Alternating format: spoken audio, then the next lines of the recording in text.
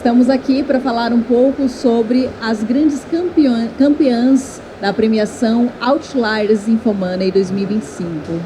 Duas das melhores gestoras reconhecidas na premiação vão compartilhar como têm estruturado suas empresas, como se diferenciam no mercado e um pouco do futuro da indústria de gestão de recursos aqui no Brasil.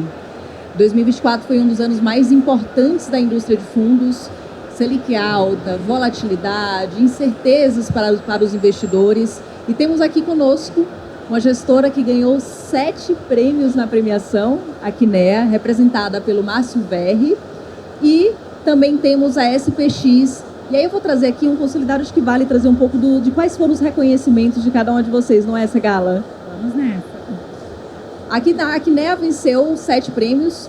Em primeiro lugar, como melhor gestora de 2024, melhor gestora de alternativos, melhor fundo imobiliário de papel. Na premiação de segundo lugar, melhor fundo de previdência, renda fixa, crédito privado, melhor fundo de renda variável de 2024. E na premiação de terceiro lugar, melhor fundo imobiliário, papel e melhor gestora votação popular. A SPX, também uma grande premiada na premiação Outliers, levou 4 prêmios em diferentes categorias. Primeiro lugar como melhor fundo de previdência em renda variável, segundo lugar como melhor gestora do ano, como melhor fundo de ações e terceiro lugar como melhor fundo de previdência multimercado. Aqui ao meu lado temos o Márcio Verri, CEO da Kinea, e Bruno Marangoni, CEO da SPX, e é hora de entender um pouco sobre como essas gestoras estão se posicionando. A Clara já apresentou os nossos convidados e eu apresento nós duas aqui então. Eu sou a Mariana Segala, sou diretora de redação do InfoMoney e a Clara Sodré, analista da XP. Vamos começar então essa conversa? Verri, vou começar com você então. A Kinea atua, né, em muitas categorias diferentes de fundos e foi premiada em várias delas, né? Então, em crédito, renda variável, fundos imobiliários, ações. Queria entender um pouquinho do que são as estratégias de cada uma dessas frentes aqui e como que foi possível obter um resultado positivo num ano que foi realmente bastante desafiador. Legal, obrigado. Acho que uma das questões que a gente tem aqui, né, é que desde quando nós começamos a empresa, nós tínhamos essa visão de ser uma asset que teria diversas estratégias. Então, acho que a gente se beneficiou um pouco no prêmio por essa estratégia inicial. Então, são estratégias que elas vêm rodando há bastante tempo. E pensando um pouquinho não só nas estratégias, mas na estrutura da gestora, acho que isso é super importante. Como a gente está vendo hoje aqui na XP Expert, para você ter uma gestora hoje, você tem que ter uma infraestrutura que vai suportar as suas operações, que ela tem que ser bastante robusta, tanto do ponto de vista administrativo, do ponto de vista de vendas, do ponto de vista de research. E para você ter isso sendo monoproduto, fica muito difícil, porque o país é um país que vive constantemente em crise. Quando nós começamos lá em 2008, a gente falava, não, a taxa de juros reais está muito alta, o Brasil vai reduzir as suas taxas de juros reais, daí os investidores vão migrar para produtos alternativos. 18 anos depois, a taxa de juros caiu e nós estamos no mesmo lugar que a gente estava lá em 2008. Então, acho que essa nossa estratégia de ter diversas verticais foi com esse objetivo, de você conseguir passar pelos diversos ciclos econômicos. E tem uma coisa que aí é cultura da empresa, que é essa questão de como é que a gente vai fazer essas verticais e quais vão ser aquelas que a gente tem valor agregado. Então, as verticais são definidas não por onde tem dinheiro, o que eu vou fazer. Não, aonde eu tenho capacidade de entregar valor, a gente vai montar produtos e ciclicamente esse produto em algum momento ele vai ter um investidor querendo investir nesse produto se você fizer direito. Então, acho que essa é um pouco da estratégia da gestora que fez com que a gente se beneficiasse no prêmio por estar presente em diversas categorias.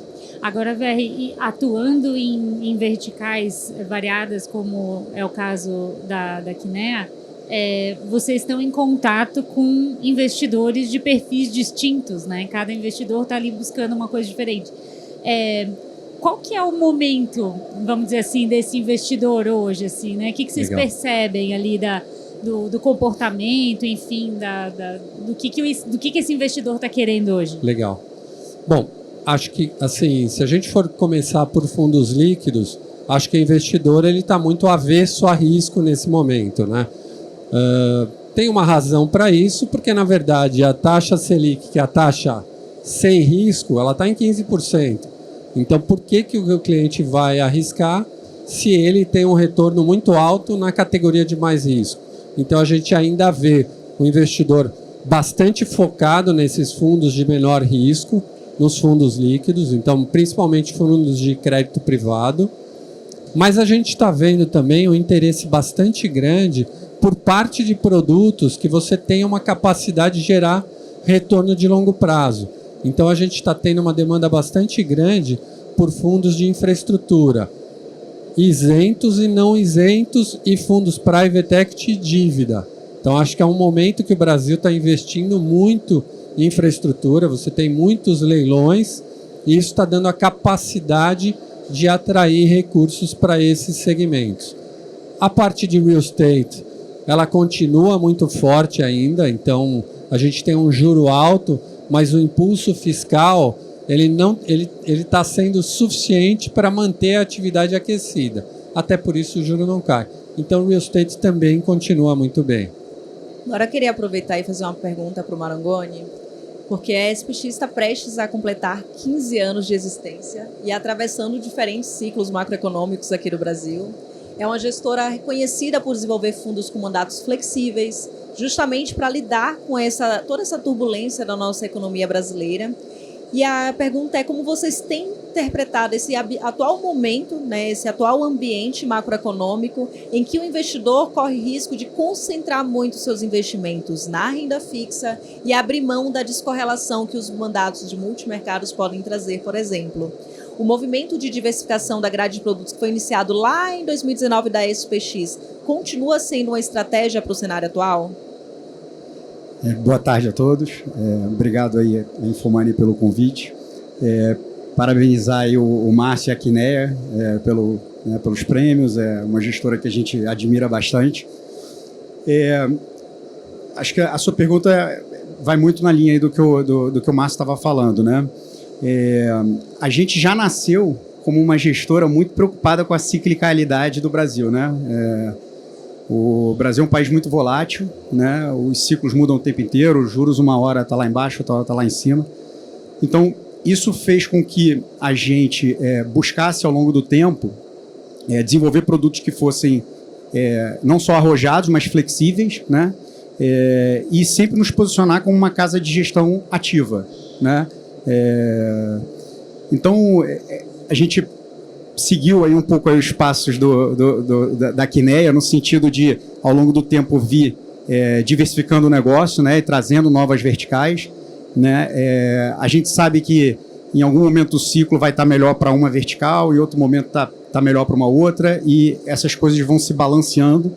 A empresa vai ficando mais equilibrada, né? Vai ficando uma empresa mais sustentável. Os investidores percebem isso e passam a confiar mais na gestora, né? Então, esse é um movimento que a gente iniciou, eu diria que mais ali em 2019, quando a gente só tinha multimercado e ações, a gente colocou uma vertical de crédito, depois imobiliária e private equity, e é um movimento que veio para ficar. Eu acho que, como o Márcio colocou, quando você se diversifica, você tem uma capacidade melhor de atravessar os ciclos, reter as pessoas, enfim. E sobre a sua pergunta sobre o momento atual, eu acho assim, a gente está indo para um ano que eu costumo dizer que tipicamente é o pior Sharpe Ratio, né, do mercado, que é um ano de eleição, né? Hoje uma pessoa foi lá no stand e perguntou para mim se eu acho que o juro vai para 11 ou vai para 18 no próximo ano. Eu falei, capaz de ir para os dois, né? O juro futuro tocar em 11, tocar em 18, tocar em 11 de novo, que é assim que funciona a eleição.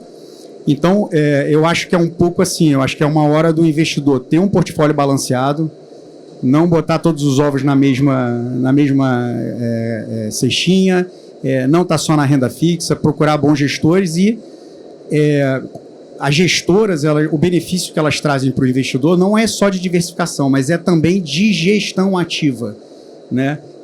Você delega a um profissional fazer o rebalanceamento do portfólio, a mudança do portfólio, né? Então, acho que isso é uma graça também. Ô Bruno, a propósito disso que você comentou, né, das características do nosso mercado e tudo, a SPX tem uma presença global forte, né? Tanto no próprio portfólio, quanto também tem profissionais trabalhando em outros mercados e tudo. Eu queria entender um pouquinho de como que vocês estruturaram essa presença global e como que ela aparece aí para vocês nesses momentos mais críticos assim, de mercado no Brasil e tudo. Claro. A gente começou esse processo de internacionalização em 2016 com o escritório de Londres. Depois a gente abriu o escritório nos Estados Unidos, mais recentemente Portugal e Singapura.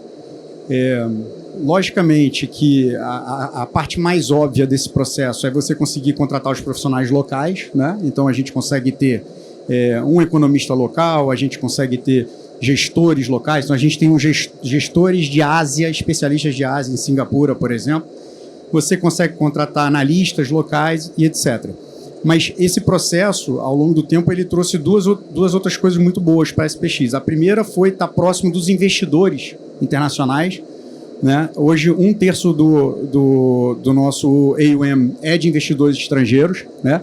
E eles, logicamente, está lá fora, está próximo deles, traz um conforto, né, para eles investirem conosco.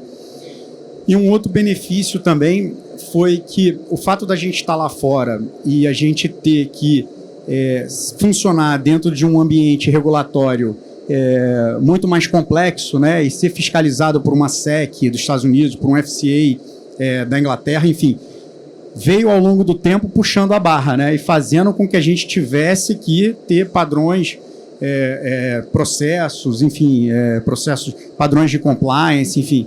E aí, né, tudo aquilo que você imaginar em termos de tecnologia, de processo, enfim, a gente teve que jogar a barra lá em cima, né, e se tornar realmente uma gestora internacional.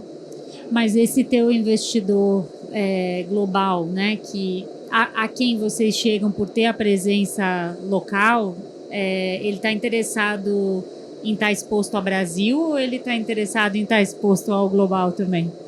Essa pergunta é ótima. Desde que a gente foi lá para fora e se aproximou muito desses investidores, né? São investidores da América do Norte, Oriente Médio, Europa, enfim. Durante todo esse momento, a gente viveu esse ciclo muito negativo de Brasil, né? E a verdade é que nos últimos 15 anos, os Estados Unidos foi um aspirador de dinheiro, né? Porque você botava dinheiro nos Estados Unidos, o dólar subia e o ativo americano subia. Então, você ganhava nas duas pontas, né? Então, esses investidores nossos hoje, eles ainda estão muito concentrados na vertical de multimercados, porque ela é uma vertical em que a gente toma bastante risco lá fora e ela é uma vertical que não tem muita exposição ao Brasil, no sentido de que não precisa que o Brasil vá bem ou vá mal, né? Diferente de uma vertical de ações, por exemplo, que você vai naturalmente torcer para a bolsa subir. E ao longo do tempo, como o clima era muito negativo para o Brasil, a gente teve muita dificuldade de trazer esses investidores para as outras verticais, que são verticais mais, digamos assim, né, com exposição ao Brasil. Mas, logicamente, está lá perto deles, está fazendo um bom trabalho, eles confiam nos nossos processos, eles já estão com a gente há bastante tempo. A gente entende que no momento que uma janela de Brasil abrir, que as coisas melhorarem, se tudo der certo, ano que vem a gente pode ter algum tipo de empurrão, a gente entende que esse negócio vai reverberar. VR, em outra oportunidade, você já falou que a Kinea não tem aquela obsessão por crescer, mas sim por entregar. Como essa filosofia reflete no dia a dia? E até trazendo um exemplo, né? Mesmo com períodos desafiadores para o mercado acionário, vocês não desmontaram a equipe de ações, não teve nenhum tipo de troca. Como qual o racional por trás dessa decisão e como você enxerga, de fato, essa gestão de recursos em ambientes de alta volatilidade, como historicamente temos aqui no Brasil? Legal. Acho que é um pouco do que você falou, que é a filosofia da empresa. Então, a gente tem uma filosofia, como a gente tem diversas verticais e diversos mandatos, A gente sempre gosta de pensar que o nosso chefe é o cliente. E o cliente, ele não é um cliente único, ele é um cliente que ele tem um mandato diferente em cada fundo que ele está investido. E ele não quer saber se você está indo bem no fundo X, se ele está no fundo Y e o fundo Y está performando mal. Então, acho que essa característica de pensar com esse viés fiduciário, ele ajudou muito a gente nessa entrega dos mandatos. Vou dar um exemplo que é um exemplo, parece simples, mas os fundos imobiliários ou fundos que são negociados em bolsa, eles podem negociar ou com prêmio em relação ao valor patrimonial ou com desconto em relação ao patrimonial. E você vai fazendo ofertas ao longo do tempo. A gente nunca fez uma oferta com valor patrimonial, com valor de mercado abaixo do valor patrimonial. Porque toda vez que você faz essa oferta, você, na verdade, está diluindo aquele cliente que comprou numa cota mais alta, num valor patrimonial mais alto. Então, mesmo que a gente tiver que não captar durante um período grande, a gente vai privilegiar o cliente que está dentro do fundo e não o resultado da gestora. Eu acho que com isso a gente conseguiu conquistar uma marca. A gente tem a Gabi aqui, que é uma pessoa que cuida do nosso branding, que eu acho que é um pouco isso, essa transmissão para o cliente de que, puxa, eu tô entregando meu dinheiro. Esses caras podem errar ou podem acertar. Tem fundo que a gente performa mal porque os gestores erraram dentro do mandato deles. Mas o cliente tem a certeza que ele está entregando para uma gestora que está sendo fiduciária com aquele mandato que ela está recebendo. Então isso acho que foi muito legal, a gente conseguiu construir isso ao longo dos anos. Não é fácil, porque na verdade essas decisões elas precisam refletir as decisões de dia a dia dos gestores. Mas acho que com o tempo a gente conseguiu colocar isso como uma pedra fundamental da nossa cultura e acho que tem nos beneficiado em atrair a confiança do investidor. Eu acho que até um ponto importante, foi bem legal você ter citado o trabalho da Gabi, porque em outra oportunidade a gente já falou um pouco sobre isso, que é o trabalho de comunicação que vocês possuem dentro da gestora. Então, como é que você enxerga essa proximidade com o investidor, ainda mais em ambientes que a estratégia não está indo tão na linha do que o investidor esperava e como a gente já sabe, né, tem volatilidade no mercado, mas o investidor às vezes não entende esse movimento. Como é que vocês enxergam isso? Legal. Então, a gente tem lá um mapa dos nossos fundos e quais são os fundos que eles merecem alguma atenção porque eles estão numa janela ruim. Seja uma janela de cota no secundário, seja uma janela de cota de multimercado que não está performando bem, ou uma janela de ações que o mercado de ações não está performando bem. E ao invés da gente comunicar menos, toda vez que o fundo está numa janela ruim, a gente vai comunicar mais.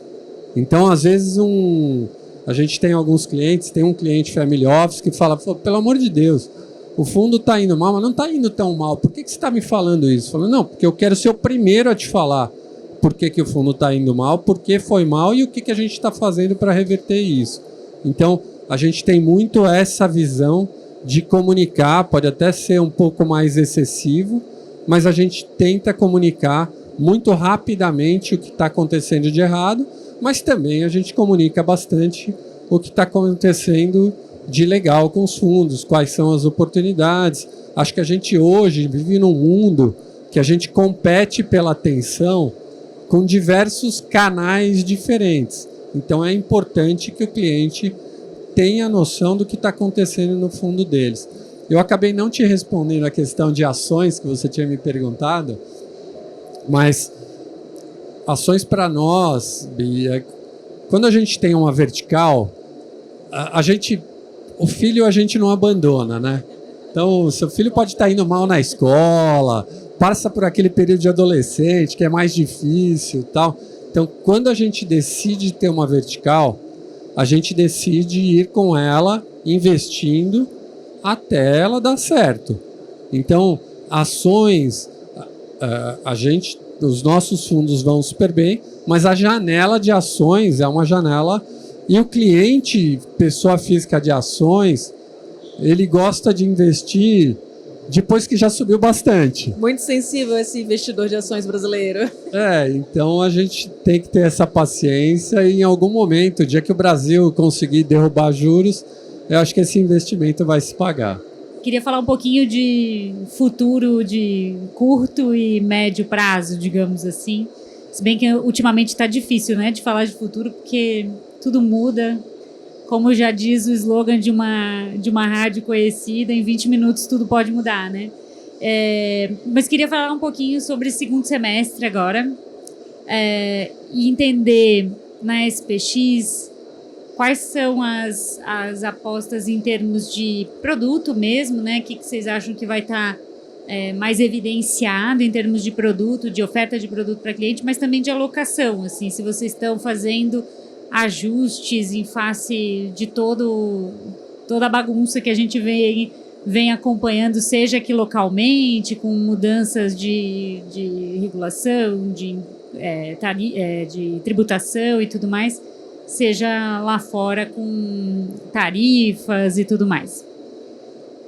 Essa sua pergunta é muito difícil, porque é muito difícil a gente tentar antecipar o comportamento do investidor, né?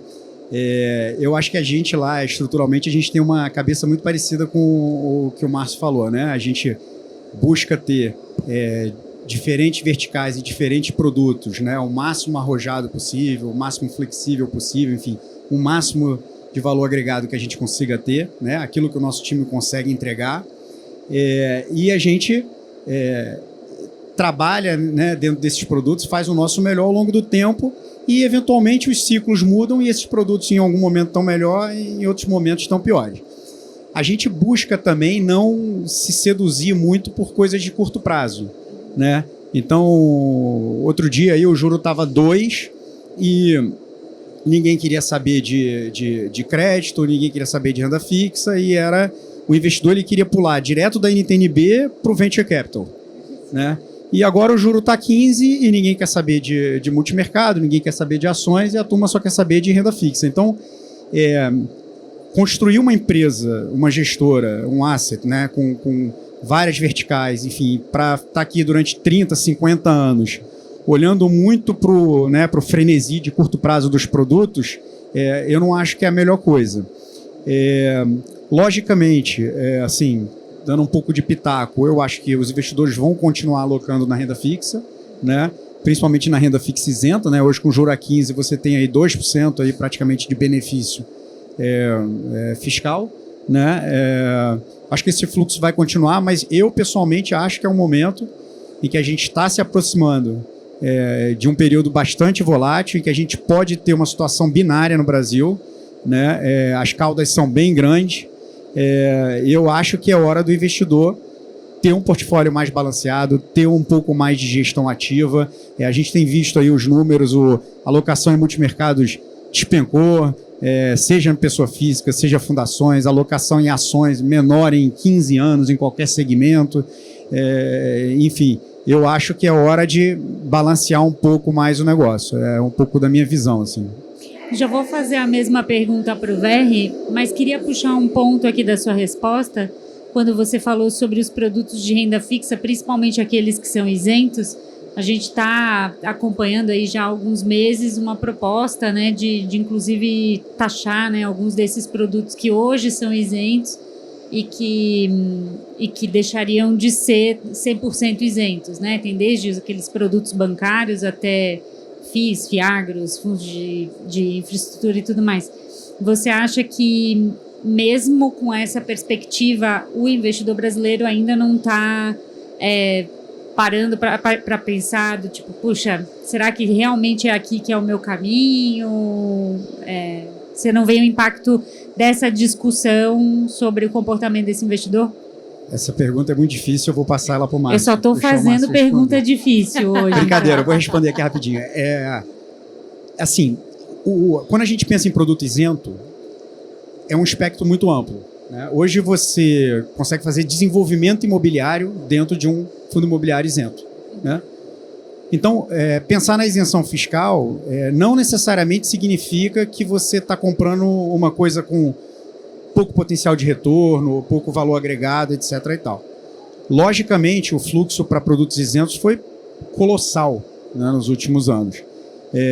Então, eu acho que já tem muita coisa que não faz mais o menor sentido, né? E simplesmente comprar por conta da isenção não faz sentido. Por outro lado, tem muita coisa isenta muito interessante, né? FIPE, FII de desenvolvimento, tem muita coisa ainda de crédito de infraestrutura muito interessante e tal. Então, eu acho que assim, é difícil... acho que tem que olhar produto a produto, enfim. Mas eu diria que o fluxo ainda vai continuar muito forte. Uma coisa que eu tenho pensado muito, não sei qual a opinião do Márcio, eu tenho um pouco a impressão que pode ser que a gente veja no Brasil uma coisa interessante, que é se a gente tiver uma melhora do apetite por risco, né, o risk-on, como a gente chama, eventualmente com um resultado bom de eleição, enfim, mudança do fluxo global, eu tenho um pouco a impressão que os spreads de crédito no Brasil vão abrir. Tá? Porque, por mais que o juro caia, a capacidade de pagamento do crédito melhore, etc., o que a gente viu nos últimos anos foi o juro subindo, a capacidade de pagamento de crédito piorando e os spreads fechando, porque era simplesmente um fluxo, né, colossal, buscando a Selic de 15, enfim, a isenção. Então, eu acho que tem que tomar muito cuidado. Assim. Eu acho que é até bacana essa parte de você ter comentado dos spreads, porque quando a gente olha para 2024, foi o ano ali da renda fixa, a captação bombando, os investidores enchendo a carteira de ativos isentos como um todo. A gente teve até mais recentemente um painel sobre crédito privado aqui na Expert, e realmente a cautela é um tema que está sendo bastante debatido. E aí vale até entender, né? Vocês acreditam que tem espaço para expandir esse tipo de estrutura ou não? Está na hora realmente do investidor olhar esse tipo de alocação e parar para avaliar esse momento atual? E aí eu vou puxar para o VR para não colocar o Marangoni nessa outra pergunta difícil. Legal. Acho que essa questão de estar na hora, sim, está na hora. Eu falar isso, ou qualquer pessoa falar isso, vai mudar alguma coisa? Não vai mudar nada. Na verdade, o gestor, ele está impulsionado pela rentabilidade que ele está vendo nos produtos e pelo incentivo que ele está vendo. Então, como o Bruno colocou, hoje com juro de 15, você tem um produto incentivado, é um benefício muito grande. Então, a gente está vendo esses fundos de infraestrutura que tem cota até D30, só que o duration de crédito dessas carteiras é um duration muito mais longo, que hoje faz sentido, porque você tem um benefício gigante, mas talvez não faça sentido o dia que você começar a ver o juro cair e as pessoas começarem a antecipar isso. Então, acho que o ideal seria o investidor já antecipar isso, mas isso não vai acontecer. Então, eu acho que esse segundo semestre do ano, e a votação do imposto de renda acho que já ficou para outubro, então toda a impressão até outubro vai ficar aqui, olha, é o último semestre, corra porque é o último semestre do isento, vai ser um segundo semestre que as pessoas vão buscar essa isenção porque vai ser a última chance de acontecer. Então, hoje a gente já tem alguns fundos imobiliários que estão negociando com prêmio, então a gente começou ontem a fazer a distribuição de 2 ofertas mais high yield, então fundos negociados então é uma das primeiras ofertas de fundo imobiliário nessa nova janela. Você ainda tem uma gama muito grande de produtos com taxa com desconto em relação ao valor patrimonial, então teoricamente esses fundos deveriam reduzir, mas o mercado não é arbitrado. A gente está vendo emissões de varejo, por exemplo, de empresas agro, que tem um risco de crédito relativamente, não é um risco de crédito tranquilo, saindo as CDI ou sub-CDI. Então, assim, minha impressão, esse segundo semestre ainda é um segundo semestre de juro alto, em que a isenção vai ser o último semestre da isenção, então os investidores vão correr, não olhando muito isso que o Bruno falou, tem boas oportunidades, onde está o melhor retorno. Eu acho que o investidor não vai estar olhando isso.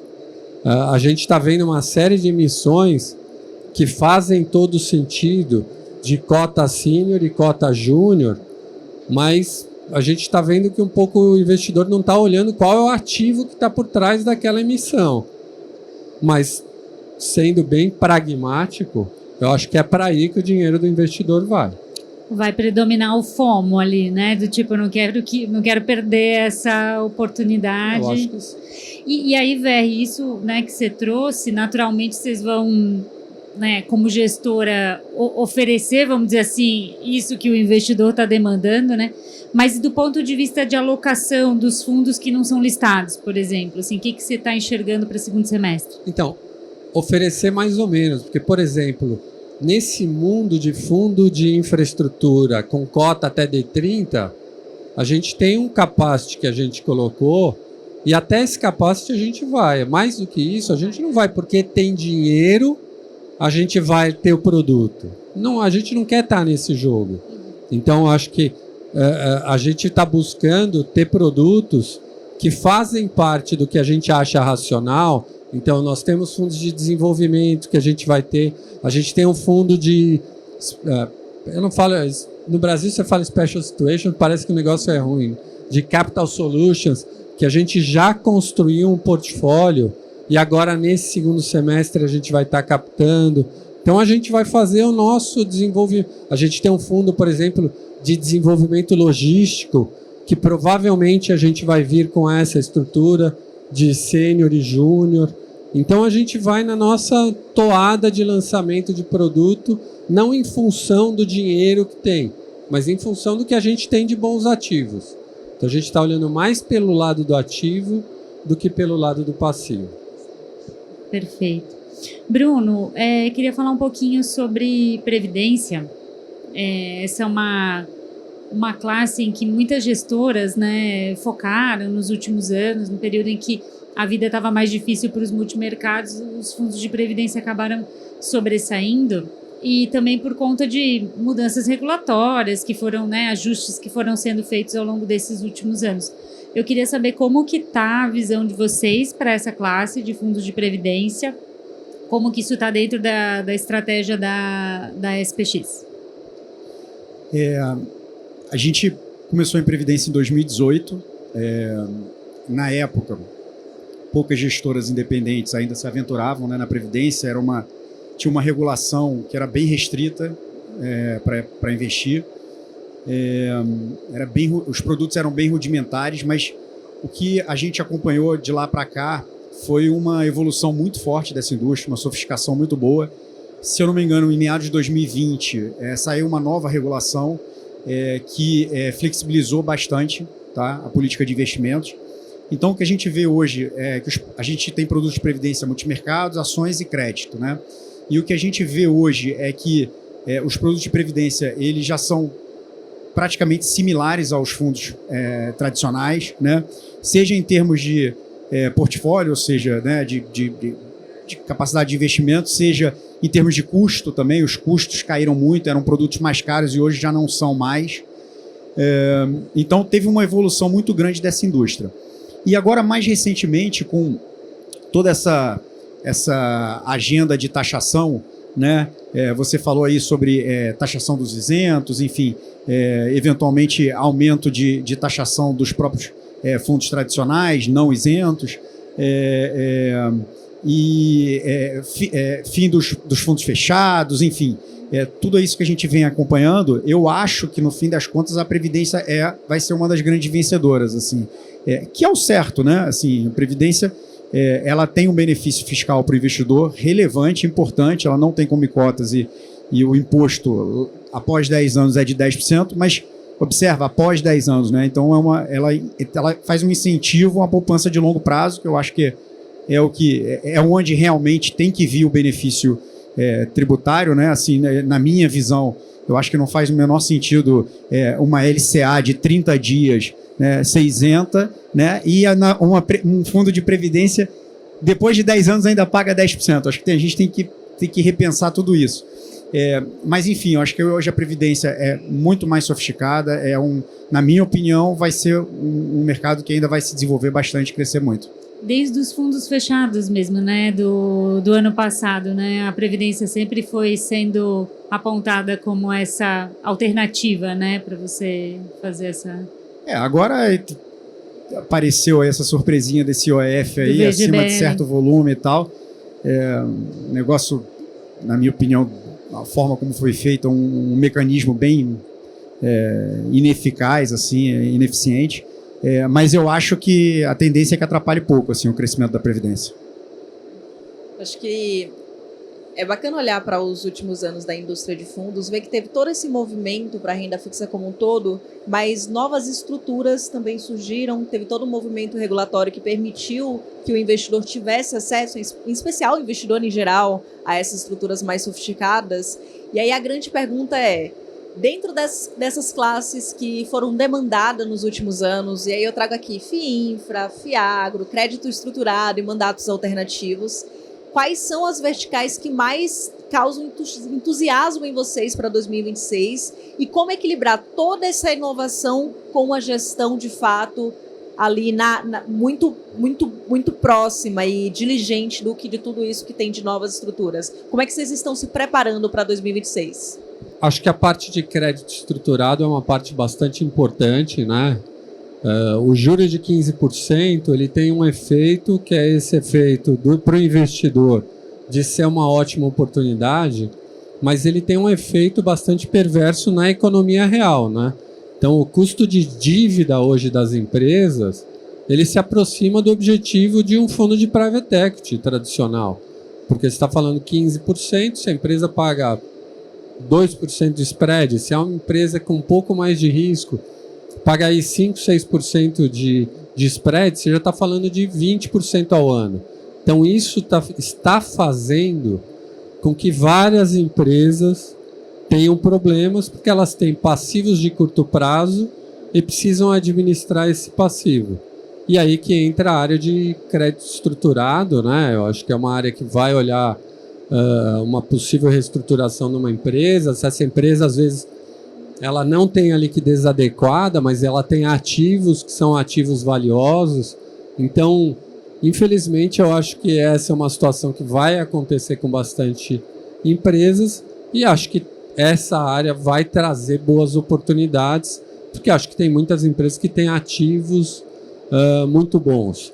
Acho que essas estruturas que você mencionou de sênior e subordinada, subordinada ou júnior, elas são estruturas que vieram para ficar, então é uma novidade do mercado brasileiro, no mercado brasileiro, mas lá fora ela já existe, e ela traz uma proteção adicional para o varejo comprar produtos mais estruturados. Então acho que esse é um lugar também que vai ser um lugar que vão existir bastante operações. Só um último ponto que o Bruno colocou, que eu acho que é super importante. Nos Estados Unidos agora está tendo uma mudança da legislação para fundos de previdência, os equivalentes aos nossos fundos de previdência, poderem carregar ativos de maior risco. Hoje no Brasil isso não acontece, apesar dos ativos de fundos de previdência, dos passivos serem bastante longos, a gente não tem private equity lá dentro, a gente não tem fundos de infraestrutura, porque a legislação acaba não permitindo você ter, porque toda vez que acontece um sinistro, você tem que pagar imediatamente, isso daí tem que estar super líquido. Então, acho que essa é uma evolução que pode acontecer no mercado brasileiro.